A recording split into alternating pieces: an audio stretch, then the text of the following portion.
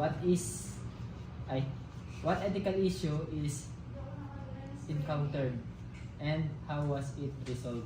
Yung sa field po, ano po ba yung mga ethical issues po na Bro, kasi sa duty, one of the experiences na na-encounter namin with my students, yung merong patient na the patient was in-advise ng doctor to be intubated kasi sobrang baba na talaga yung auto-saturation niya. Ngayon na lang yung pwedeng gawin. But, ano talaga, hindi sila pumayag na yun na talaga, yun na lang ang pwedeng gawin para medyo ma-save pa yung patient. Pero kahit hirap na yung patient, hindi talaga sila pumayag kasi ayaw ng patient talaga. So, syempre as health professionals, we know na yun lang yung makakahelp sa patient. Pero the thing is, kailangan pa rin talaga natin ng consent. So, hindi alam ng doctor kung paano ma-help yung patient.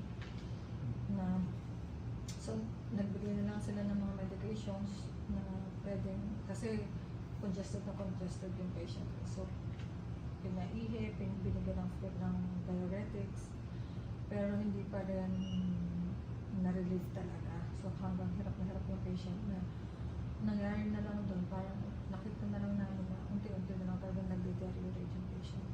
So, tapos ang asawa niya kasi nun ay wala na siyang asawa. So, tapos yung nagde-decide doon, pinsan lang niya. So, hindi pwede. Tapos, ang wish daw nung pasyente, kahit nandun pa siya, nung nakakapagsalita pa siya, ayaw niya talaga.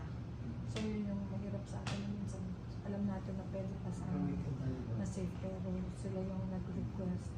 So, yun yung medyo dilemma talaga.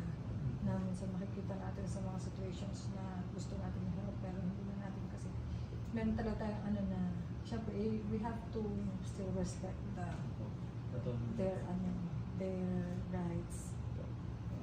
Thank you po sa sa pagsagot at rin po, malaking tulong rin po yun sa amin na marinig po yung mga dilemmas po na gano'n kasi as na mga student po na mga nurse, syempre po ay malaking tulong po yun sa amin pong learning. At ano po ba ma-advise niyo ma'am pagka magka-encounter po kami ng mga ganyan sa future po? Ayan, siguro pag nakadating kayo doon, mas maganda din na usually pag nasa mga grieving na, you really have to yung pag-comfort sa family, Tapos, syempre yung mag-help din tayo sa pag-explain talaga ano yun, ano bang madudulot nun, ano bang magagawa nun.